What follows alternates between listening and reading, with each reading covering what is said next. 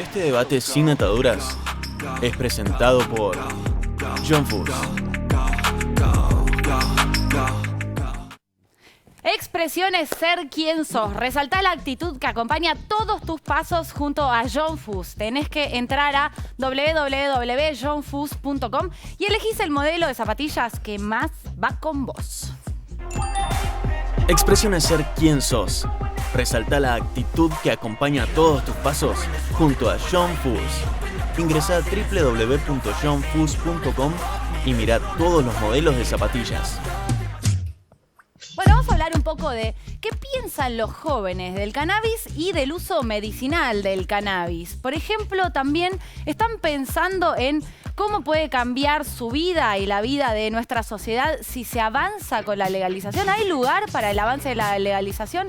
¿Y qué relación tienen con otras drogas? Bueno, todo esto lo vamos a abordar con especialistas, por supuesto, con invitados especiales y escuchando a los jóvenes de todo el país después de este informe. El uso del cannabis medicinal gana terreno en Argentina, acompañado por una legislación que va avanzando y a propósito, en las últimas horas el gobierno ha legalizado la compra y venta de semillas de cannabis. En la resolución, la Corte Suprema recordó que según las normas vigentes está despenalizado el cultivo de cannabis con fines medicinales por parte de madres de los menores. La primera corte en el mundo que hace mención de la Constitución, ¿no es cierto? Y constitucionaliza o constitucionalmente es avalado el cultivo de las familias con fines medicinales de la planta del cannabis. Se crea una industria para el cannabis medicinal que es muy importante porque, sobre todo, además de la parte productiva y económica en el país y de la generación de puestos de empleo, atiende de forma legal a un montón de gente que necesita el aceite de cannabis y que lo va a poder encontrar mucho más fácil porque todavía es muy dificultoso. Esto apunta a que sea una producción con certificación científica. Claro, con los pasos que se dan para hacer una medicina convencional. La historia cambia y esperamos que los resultados sean mejores y más óptimos para toda la gente que lo necesita. Bueno, a ver, hay muchas pestañas, muchas cosas. Es un tema muy altavoz y lo queremos abordar con invitados especiales desde distintos ámbitos. Si ustedes del otro lado, familias, probablemente muchísimos tengan a alguien o ustedes mismos requieran del aceite de cannabis y el uso medicinal. Y a veces se pregunten cómo lo consigo. Por lo menos a mí me ha pasado, en mi familia, que me han preguntado dónde lo consigo, cómo hago, realmente me vendría bien. Bueno, vamos a charlar de esto y de muchas cosas y sobre todo de la relación de los jóvenes y el cannabis con los invitados que paso a presentar. No puedo resumir los pergaminos, pero lo voy a tratar de hacer con el médico que tenemos hoy, que es Marcelo Morante. Marcelo, voy a tener que elegir dos de tus títulos, pero es una persona realmente muy capacitada para hablar de estos temas. Es especialista en medicina interna y experta en dolor del Instituto de Neurociencias Alexander Luria, es profesor adjunto de Medicina Interna y actual coordinador del Programa Nacional del Estudio e Investigación de los Usos Medicinales de la Planta de Cannabis del Ministerio de Salud de la Nación. Con todos esos títulos lo aplaudimos. Pero los leo porque también es importante, porque a veces si no hablamos sobre el aire. Acá estamos hablando con especialistas, con personas que vienen trabajando hace mucho de esto, porque es un programa que le habla a las familias de todo el país y somos la televisión pública. Está Facundo Rivanadeira, que es presidente de la organización Cogollos del Oeste, que es una asociación formada hace 5 años por usuarios y cannabicultores. Aplauso para vos también, Facundo. Y está Fernanda Alves Macrini. Ella utiliza, ya nos va a contar cómo, el aceite de cannabis o el cannabis para combatir sus dolores. Vos tenés ELA, ¿verdad? No, esclerosis múltiple. Esclerosis múltiple. Bien, bueno, nos vas a contar un poco cómo te funciona a vos, desde hace cuánto. Bienvenidos a los tres. Gracias. Pero primero les quiero preguntar de cero, porque hay mucha gente que se engancha a veces por primera vez o que no le quedó claro. Hay mucho, a veces la información pública no está del todo clara. Si una persona del otro lado está diciendo, mira, tengo problemas para dormir y escuché que mi hija o que mi nieto dice, mira, usa el aceite de cannabis, es bueno, ¿lo pueden conseguir? ¿Cómo es? ¿Cómo tienen que hacer? Marcelo, te pregunto a vos que sos médico. Bueno, yo creo que hay distintos escenarios. Argentina ha sido amplia en tratar de contener esos escenarios, regularlos. Tiene desde la posibilidad del autocultivo, que haya un cultivador solidario para ese paciente, que existiera una ONG que puede cultivar para ese paciente, y después tiene escenarios de grado farma, se llama, donde hay productos que tienen calidad farmacológica que también pueden de alguna forma ser parte de ese escenario. Argentina ahora genera una nueva categoría de producto que es un producto que no es ni del autocultivo ni del grado farma, sino que es un producto intermedio que posiblemente tenga procesos de calidad sin exigirle la evidencia, porque siempre cuando uno va en búsqueda de un producto en el uso humano, se pregunta cuánta evidencia hay respaldatoria. Bueno, eso es lo que exige cualquier agencia regulatoria para que un medicamento se inscriba ante el ANMAT. Entonces, ese producto va a tener procesos de calidad sin la exigencia Pero te regulatoria. lo bajo al criollo. Sí. Hoy, mi papá tiene dolores, sabe que eso te lo puede aliviar y tiene problemas para dormir. ¿Puede acceder al cannabis y, digamos, el cannabis medicinal de una forma segura? ¿Cómo tiene que hacer? Y Argentina, yo te digo, desarrolló esos escenarios de cultivador solidario. El cultivador de Argentina tiene un proceso, un camino recorrido en la sociedad que de alguna forma se hizo cargo cuando el escenario del Estado prácticamente perseguía y no generaba el producto. Entonces yo creo que Argentina hoy tiene ese escenario de seguridad en cuanto a que hay una contención del Estado y una contención de la sociedad organizada. Me parece que hoy Argentina, yo acabo de venir del Mundial de Colombia, donde es llamativo cómo Argentina ha contenido ese escenario en búsqueda del compromiso con alguien que la está pasando mal. Argentina lo tiene. Fernanda, quiero ir directo a vos. ¿Hace cuánto consumís cannabis? ¿De qué manera consumís el cannabis medicinal y por qué? Bueno, yo tengo esclerosis múltiple hace 12 años ya, y el primer brote que tuve, la esclerosis múltiple rapidito es como que se te hace cortocircuito en el cerebro y el sistema inmune cree que la neurona es un enemigo, un agente patógeno, entonces ataca y eso trae, se le dice la enfermedad de las 1000 caras. Entonces yo, por ejemplo, no siento la mitad del cuerpo y en su momento, cuando recién tuve el primer brote, me quedé en silla de ruedas porque no podía mover esta pierna, que todavía no la siento, pero apenas tuve el diagnóstico al año, tuve un neurólogo que me indicó que leyera. Yo en ese momento estaba en tercer año de medicina y era reacia, de hecho, al tratamiento canábico. Y el neurólogo te dijo investigar. Y el neurólogo me dijo, fíjate, lee qué hay. Y yo incluso me pareció como... Yo sí de paso lo libre corriente y somos bastante más simplones en ese sentido del conocimiento respecto a las posibilidades fitoterapéuticas, por ejemplo. Y cuando él me dijo, incluso me costó muchísimo aceptar esa respuesta a mi tratamiento. Y cuando lo probé fue un antes y un después. O sea, lo que me pasó fue que se me anuló el dolor a un punto de que yo sentía que estaba en carne viva todo el tiempo y tenía espasticidad, espasmos, se me cerraba la mano, la pierna se quedaba como un cemento. Y a partir de ahí pude generar una relación con una fitoterapia y ver la mejoría. O sea, yo a los 3 meses con fisioterapia, por supuesto, volví a caminar. ¿Y qué es lo que consumís? ¿Aceite, en gotitas? No, ¿Qué vaporizo.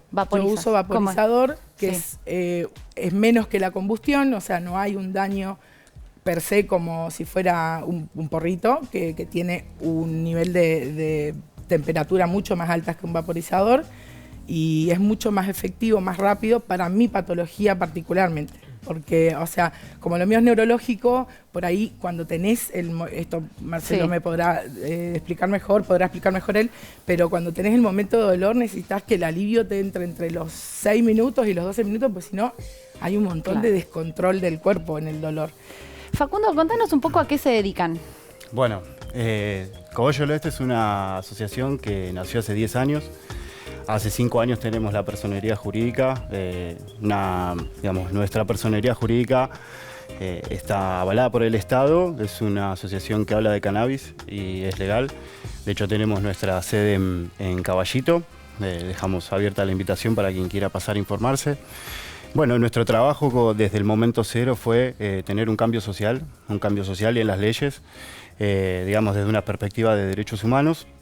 Y entendimos que para eso el mejor camino era la información, ¿sí? Sabemos que en su momento teníamos muy poca información y hoy en día tenemos información en exceso que es hasta errónea. Bueno, el trabajo de la ONG es recabar toda esa información desde lo académico hasta lo empírico del trabajo que venimos haciendo para poder informarle a la persona que elige utilizar el cannabis, ya sea de manera medicinal o recreativa, que tenga las mejores herramientas tanto desde el acceso seguro a través del cultivo, enseñamos, damos talleres, cursos sobre el cultivo y sobre todos los aspectos que tienen que ver con esta industria, ¿no?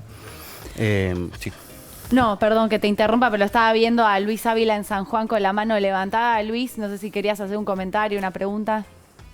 Sí, chicos, la verdad que en medio de la conversación me surge la interrogante de por qué si tiene tantos beneficios el cannabis, sobre todo el cannabis medicinal, ha sido tan demonizado a lo largo de los años y en la actualidad sigue siendo demonizado por varios sectores sociales. Bien. Marce. Sí, creo que la construcción, la sociedad condena distintos consumos y bueno, cannabis un poco cayó en ese escenario, seguramente tuvo que ver con distintas políticas. La prohibición le hizo mucho mal a la investigación que busca de alguna forma encontrar cuál es el porqué de los beneficios como herramienta terapéutica.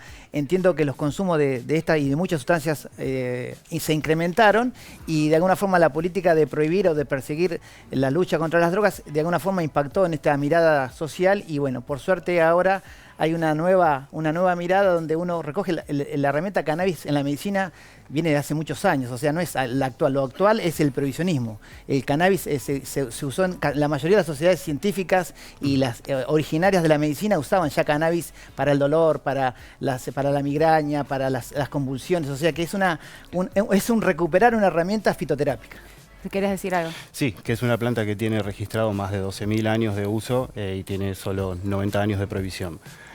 Con esto apuntamos a, como bien decía Marcelo, que con la raíz de la prohibición, ubiquémonos 100 años atrás, donde fue la ley seca, que duró un poco más de 10 años en Estados Unidos, y justamente la clandestinidad, la situación de clandestinidad llevó a un montón de muertes por consumo de alcohol metílico, por envenenamiento, y la prohibición del cannabis vino, digamos, si seguimos la línea histórica, vino en esa próxima década, que vino también de la mano del surgimiento de grandes empresas como DuPont, que venían a desarrollar todo lo que fue el nylon y los plásticos, la industria petroquímica que nacía en ese momento, en relación a una planta que tiene múltiples beneficios para la industria, que en su momento se utilizaba en un amplio espectro, digamos.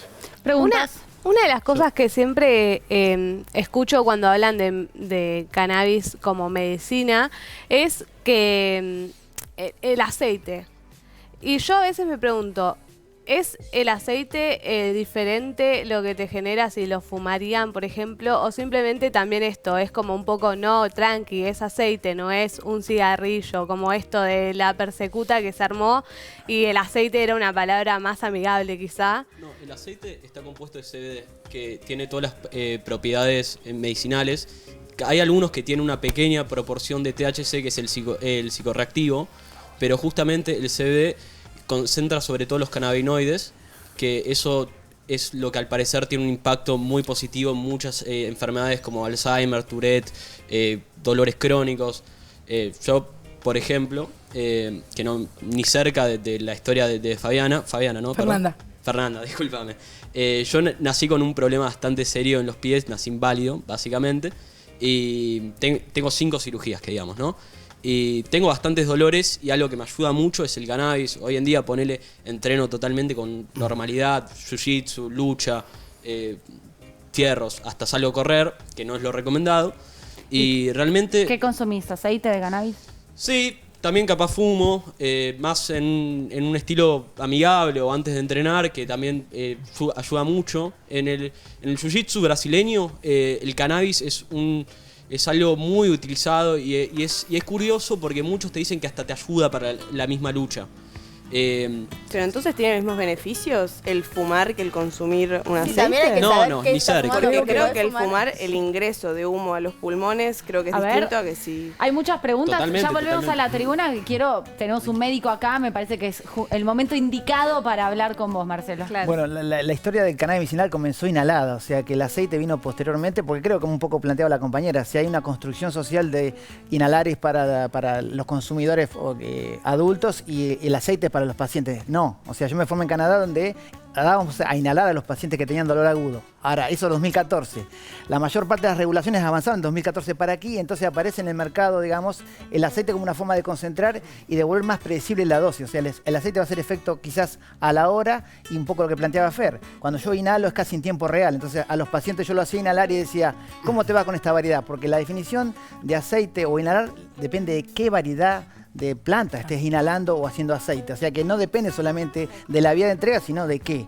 El aceite, la sociedad un poco lo aceptó mucho más amigable que al inhalar. Nosotros, a los abuelitos canadienses, nos costaba explicarle que era una herramienta terapéutica que tienen que inhalar, porque si no le explicábamos bien, hacían taquicardia y crisis de angustia. Pero doctor, ¿no tiene ningún contra consumir cannabis? Porque parece que, o sea, quizás el caso de ella sí, pero quizás a otra persona no lo puede recibir de otra manera el cuerpo.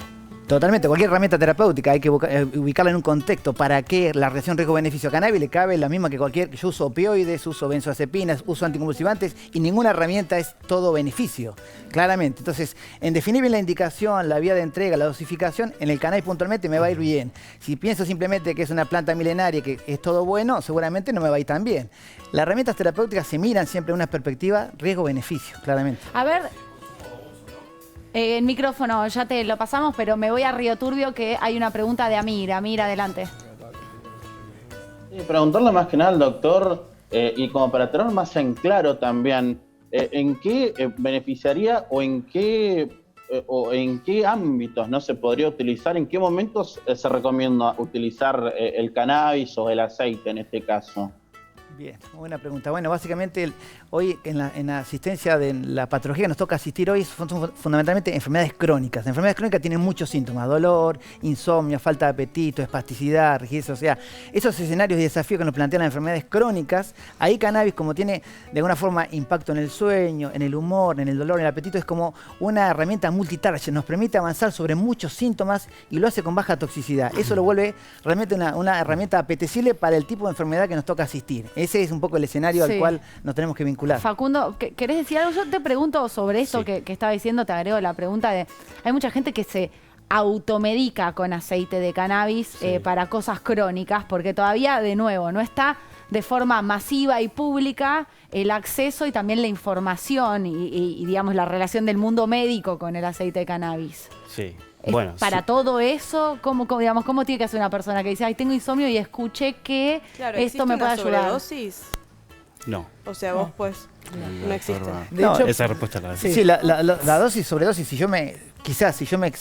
cuando nosotros comenzamos a usar cannabis inhalatorio, por ejemplo, tratábamos que la formulación tuviera poco THC. Usábamos fórmulas más ricas en CBD, como dice un poco el compañero. Pero bueno, en esa búsqueda de la dosis, como por ejemplo cuando inhalábamos en tiempo real, el efecto adverso cuando se pasaba de dosis, si aparecía una taquicardia o una crisis de ansiedad, era inmediato. Entonces bajábamos la dosis, tranquilizábamos al paciente y estaba resuelto. Pero tiene que ser recetado por un médico. Eso es lo que digo, el uso del aceite de cannabis. Acompañado, básicamente, esa es la diferencia. Sí, la ley... No es como un fármaco, quizás, es mucho más saludable y natural.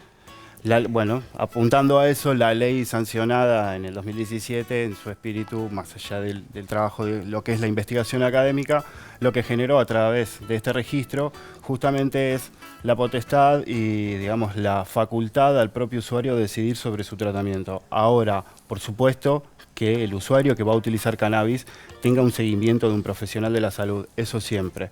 Ahora, lo que sí queda en el medio es el acceso seguro. Entonces, en el acceso seguro, a través de este registro, uno puede acceder a través del autocultivo o a través de la figura del cultivador solidario o de una ONG. Y saber qué tiene, digamos, el frasco. Ya volvemos acá a la tribuna, pero me quiero ir a Mar del Plata, que está Brenda con la mano levantada hace un rato. Brenda. Sí, eso era lo que más me intrigaba, ¿no? Porque una vez hablando con una activista, ¿no?, canábica, que más allá, digo, de una enfermedad crónica, que sí que puede ser una especie de ansiedad, que hay muchísima gente que fuma a la noche para poder irse a dormir. No sé si esto también puede estar tratándose de algunos temas o problemas a nivel de salud mental. ¿Y cuáles son esos médicos que te lo pueden recetar? O sea, hay una especialidad particular a quien yo tengo que recurrir si es que quiero hacerlo. Y no sé si es recreativo en un punto, ¿no? Esto de la verdad que me relaja la noche y me hace dormir mejor. ¿Hasta qué punto puedo distinguir si en realidad quiere fumar un porro y por eso me lo está diciendo o realmente lo necesita? Buena pregunta. Argentina amplió el acceso básicamente saliendo de ese escenario. Cuando comenzó la ley de 2017 solamente lo pueden indicar los epileptólogos y para la epilepsia refractaria. Hoy el ReproCan permite que cualquier médico con matrícula vigente para el síntoma que él estime conveniente y un poco acordando con el paciente pueda hacer la indicación por el cual entonces se autoriza a través del Ministerio de Salud un cultivo. O sea que claramente, si nosotros tenemos escenario de epilepsia refractaria, pero básicamente nuestras personas lo usan para el dolor, no logramos acompañamiento médico. Hoy hay 85.000 personas autorizadas a cultivar, o sea que hay 85.000 personas de alguna forma acompañadas por el Estado para tratar de que esa entrega de este producto sea segura. Eso quería preguntarte yo, ¿no? Del ReproCan. Ay. Bueno, ahí va. Perfecto. Va. Yo te quería preguntar, ¿no? Porque yo leí en Instagram, mi fuente, que un montón de personas que llevan cannabis por uso medicinal fueron paradas por la policía y la policía se los sacó, se las llevaron presas o lo que sea por algo que está avalado por una ley. ¿Qué pasa con esto? ¿Por qué es esta falta de información? Bueno, los procesos sociales son intervenciones y perspectivas que van a ir cambiando. O sea, que esta mirada que tiene la policía con respecto a la ley penal, hay una ley que penaliza el consumo y de alguna forma el transporte de cannabis, que convive con una ley medicinal. Entonces esa tensión hace que los cambios sociales, y por eso que lo importante de estos actores sociales que fueron de alguna forma trabajando el proceso y que hoy consolidan en Argentina una mirada mucho más lógica, y hoy se está de alguna forma reformulando una capacitación para médicos, para Ministerio de Seguridad y Ministerio de Justicia. No, y para toda la sociedad también, digo, porque es confuso, porque hoy vos, si salís, y esto hay que aclararlo siempre, lo aclara acá el fiscal Delgado muchas veces, vos salís con un porro en la calle y te meten, o sea, te pueden meter preso, o sea, para la ley argentina vos no podés llevar ese porro. Y aparte eso hay que aclararlo, digamos. Como... Hay un precedente igual que permite el consumo. Sí, digo, las discusiones, pero digo, a ver, este es un programa de juventudes, vos podés tener un porro y te detienen, y de hecho la mayoría de las causas judiciales hoy son por llevar un porro y no a los grandes narcotraficantes que están, digamos, sueltos, paseando por el país y generando dinero. ¿Vos querés decir algo? Sí, es que la gran contradicción es que tenemos una ley prohibicionista, que es la 23737, que te dice que la marihuana está a la par de cualquier otra droga, que claramente es mucho más peligrosa, porque como preguntaban recién, no tiene sobredosis. Yo de todos los medicamentos que tomo para la esclerosis múltiple, todos tienen sobredosis. Claro. La marihuana no tiene sobredosis. Esa seguridad para el paciente, ¿no? Yo soy enfermera, no tengo todo el conocimiento de la salud como lo puede tener el doctor, pero sí puedo decir que es ese choque entre la ley de marihuana medicinal o terapéutica y la ley prohibicionista, la 23737, que dice exactamente lo que decías vos, de que no podés andar con un porro en la calle, no podés tener tu plantita, etcétera. Ese choque es lo que cuesta que haya una adaptación desde las fuerzas en el interior, pero sobre desde todo. el Estado, sobre todo, porque mientras tanto no lleven marihuana, digo, no tengan marihuana porque es ilegal. Excepto que tengas el ReproCan. Excepto que, bueno, digo, pero hay que esperar un cambio desde el Estado, ¿no? Hay que militarlo, que es lo que venimos haciendo, que de hecho fue el motor para que surgiéramos como ONG hace 10 años, que es la hipocresía que seguimos viviendo, porque tenemos compañeros y compañeras que están en este momento atravesando un proceso penal o bien están detenidos o detenidas en una cárcel. O sea, hoy en día vos tenés amigos y conocidos que están presos por cultivar marihuana para uso medicinal. Sí, para uso personal. ¿Y a quién beneficia? Pero no es lo mismo uso medicinal que uso recreativo, ¿o sí? ¿Por qué? No, estoy preguntando. ¿Es lo mismo uso medicinal que uso recreativo? Perfecto. Es muy buena la pregunta, porque esta pregunta está ligada a una gran confusión que hay en la sociedad. Me parece muy bien que lo hayas planteado. La planta es una sola. Y volviendo a un poco a lo que quería decir antes, en relación a lo del aceite medicinal, por ahí Marcelo me acompaña porque lo hemos estado hablando en algún momento, el uso medicinal o terapéutico del cannabis, en lo que es la estadística que es la realidad empírica que tenemos desde los últimos 5 o 6 años, donde fuimos recabando la información sobre el uso medicinal, cerca del 80% utilizan quimiotipos altos en THC. Entonces, ahí es donde queremos derribar uno de los primeros mitos que se instalaron a la hora de hablar del cannabis, que fue, no hablemos del THC porque es la molécula maldita, que en realidad tiene muchísimos usos dentro de lo que es la terapia canábica. Entonces, volviendo a eso, estamos hablando de una misma planta, trabajamos justamente por evidenciar el uso de la planta completa, ¿sí? La planta completa con todos sus cannabinoides en sus distintos ratios y quimiotipos, pero la planta completa con sus cientos y cientos de moléculas que actúan en sinergia. Por eso separamos el uso recreativo, el uso medicinal.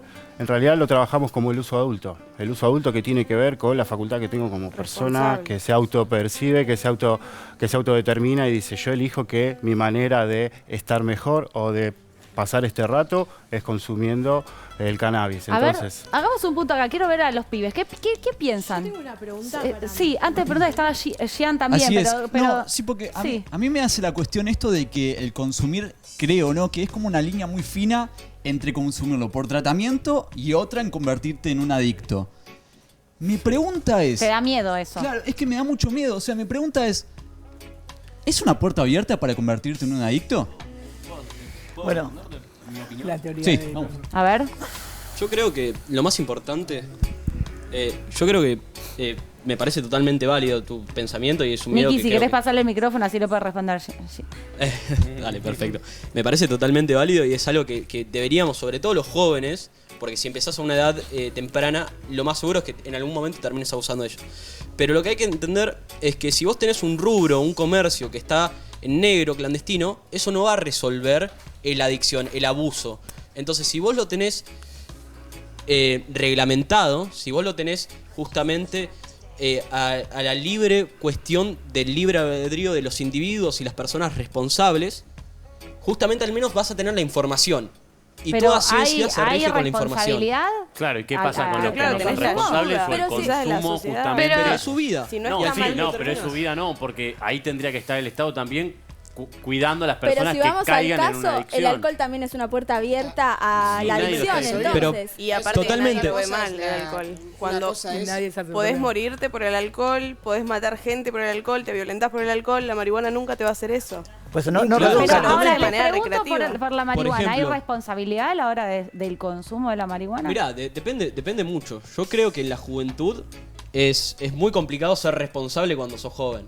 Y eso es una realidad. Depende. Pero yo No, creo bueno, que... bueno. Depende, si ¿Por sos qué? consciente, la ¿Coinciden con eso? conciencia. Soy responsable. A mí Consciente meter a todos de los lo que jóvenes estás en haciendo algo que puede somos ser, irresponsables me parece una locura. O sea, decir que todos los jóvenes somos irresponsables o que la mayoría de los jóvenes son irresponsables, la verdad que no es así. Claro, Para mí la ¿cuántas- responsabilidad hay va un de la grupo mano con la pequeño. información. Claro, Pará, ¿cuántos pará, adultos son déjame- irresponsables? Se Claro, trata de o sea, tener meter solo en- conocimiento Yo creo y que saber todos qué tienen estás el potencial haciendo. de ser responsable o irresponsable. Ahora, lo que yo quiero decir es que uno cuando es joven es mucho más propenso a equivocarse. Y es Eso- la vida eso- lo que lo a eso acomoda sí. en Sí, el por la sendero poca correcto. experiencia quizás. Yo le quería preguntar a Facu. Sí, antes de las preguntas, los quiero escuchar un poco más a ustedes de disculpame, qué les perdón, pasa con esto. Llaman las preguntas, pero había muchas manos levantadas, entonces los Hola, quiero escuchar. ¿cómo andan? están? Sí, los quiero escuchar opiniones, después vamos a las preguntas. Sí, bueno, en mi caso yo consumo marihuana también por una cuestión de ansiedad. Sí. Y es una herramienta muy potable. Por supuesto que el abuso está a la mano de cualquiera y como debe haber una terapia que acompañe el uso, ¿no? Para que haya control, porque además uno es un desconocido. Si uno no averigua en internet o no se especializa en el tema, no es un conocido, un sabiondo sobre el tema. Igual averiguar en eso internet a mí me nunca. parece tremendo Tampoco hay eso. tanta O sea, averiguar No en hay tanta internet. información, o sea, hay información no por errónea caerte a vos, y- ¿no? Pero averiguar en internet, o sea, internet no es un médico, Google no es un médico. Tendrías que acudir a un profesional No, y también para hay que muchos te diga profesionales qué que te no te hace lo van a bien y qué te hace recetar. mal, como el doctor lo está diciendo acá, porque si no es una Correcto. irresponsabilidad tremendo. O La sea, decir responsabilidad. que sí o sí hay que consumir a mí me parece una Nadie dijo responsabilidad. eso, si no, que Pablo. lo- No, Nadie nadie dice está que hay que vendiendo consumir sí o sí, consumir. no, nadie A ver, dice quiero eso. escucharla a Nikki. La responsabilidad viene de cada uno, creo yo. Yo sé que a qué punto llego y hasta qué, a ver, hasta dónde llega mi límite. Yo sé que si de, no sé, 2 porros ya está, ¿entendés? Para un poco, pero cada uno tiene sus límites y sus cosas para limitarse y saber que hasta acá llego. Y hablando un poco de informarse, hace poco fue la feria del libro y había stands dedicados a eso. Información hay. Cada uno la tiene que optar por agarrar o no. ¿Y qué fuentes informarse? Porque Debería haber más información igualmente. Porque Obvio. como está tan mal visto, quizás te dan mala información para que no lo consumas. También igual las grandes empresas como se vuelven ricas porque vos consumas fármacos que se hacen mal y se vuelven ricos con eso, no quieren que consumas cualquier medicina con esta planta y te van a dar mala información. A La ver, idea es tienen a que- 3 especialistas acá. Yo les pregunto, para reclamarles o preguntarles dónde pueden acceder. ¿Sienten que tienen información? Yo creo que ahora las ONG están trabajando mucho en dar charlas. Yo hace poco estuve investigando mucho sobre Mamá Cultiva, ya que tenía que hacer un trabajo para la facultad.